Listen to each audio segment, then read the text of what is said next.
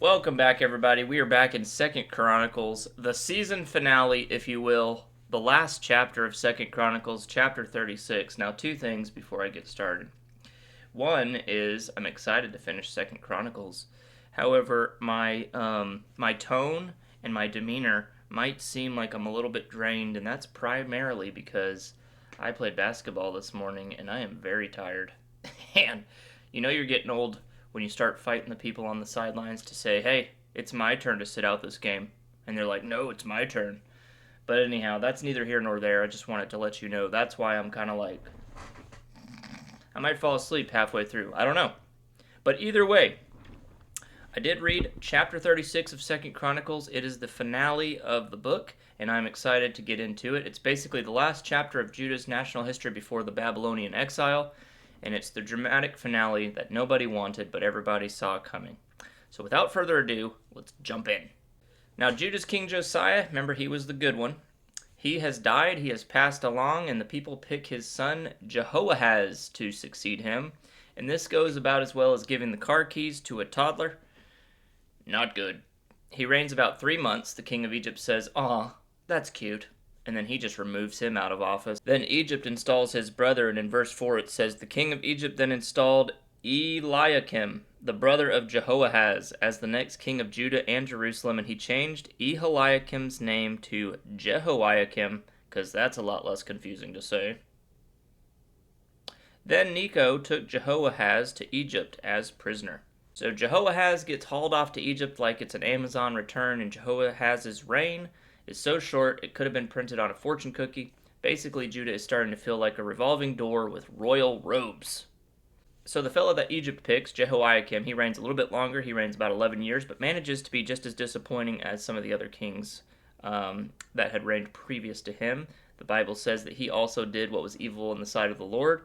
Then Babylon arrives and says, hey, I like your kingdom. I think I'll take it for myself.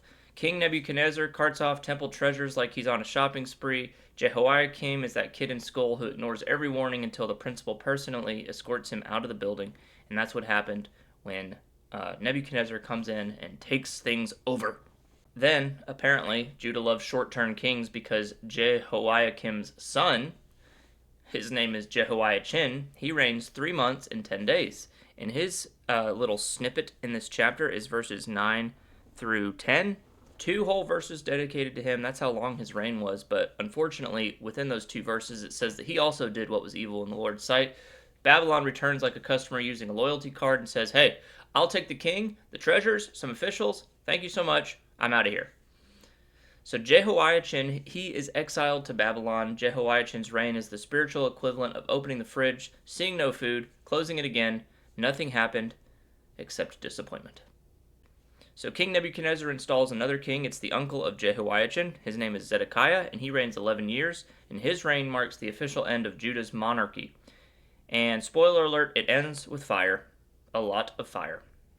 Zedekiah did evil in the sight of the Lord. That's a shocking plot twist that nobody saw coming.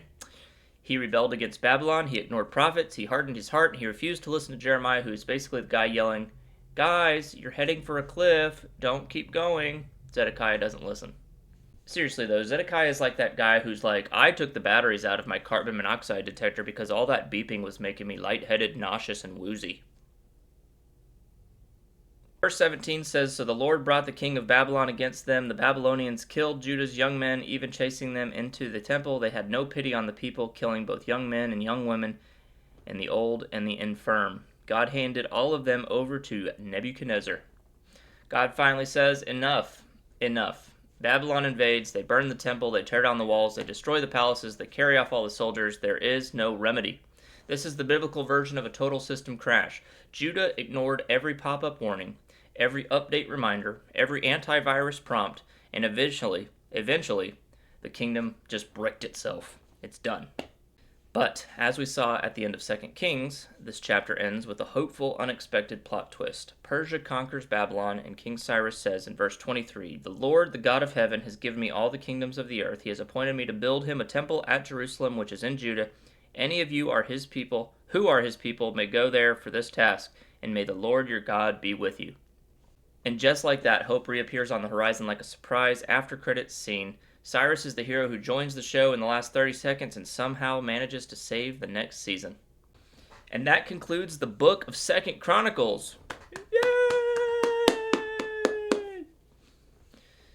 We'll put some more cheering in later to make it sound more legit. We won't do that. Alright, so what are the takeaways we could take away from this? The first thing is I believe that ignoring good advice always is going to cost us something later. Jeremiah literally begged the people of Judah to stop making terrible decisions, and the people literally did not listen. And I think the same can be true for us today. If we are not willing to listen to good advice and we want to do our own thing and we say, we've got this on our own, we don't need any of that good advice, then I think a lot of times it's going to end up costing us something. So yeah, listen for good advice. The second thing is that small compromises that we make in our lives can sometimes turn into huge collapses. All these kings of Judah, they did evil, and the consequences, they just started piling up and piling up like dirty laundry that nobody wants to wash or fold. And if you can't relate to that, I don't know what you can. Next thing, God's justice might wait, but it doesn't forget. Patience does not equal approval. Sometimes when justice is delayed, we might feel that we've gotten away with something, but just know that God sees all and that justice will come because he is a God who's fully love, but he's also a God who's fully justice. And last but not least, God always leaves a door of hope open in our lives. Even after judgment, God stirred up King Cyrus to rebuild the temple in Jerusalem. And I think in our lives, when all seems lost and all hope seems kind of forgotten, just know that God always leaves a door open, and he will always kind of walk through that with us. All right, here's the challenge that I have for you today. Think of one wise warning or nudge that you have been ignoring in your life. Maybe it's a conviction, maybe it's a habit, maybe it's a simple change in your life that you keep postponing.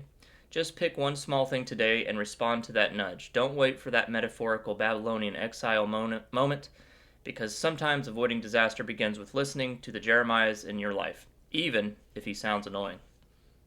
Won't he do it?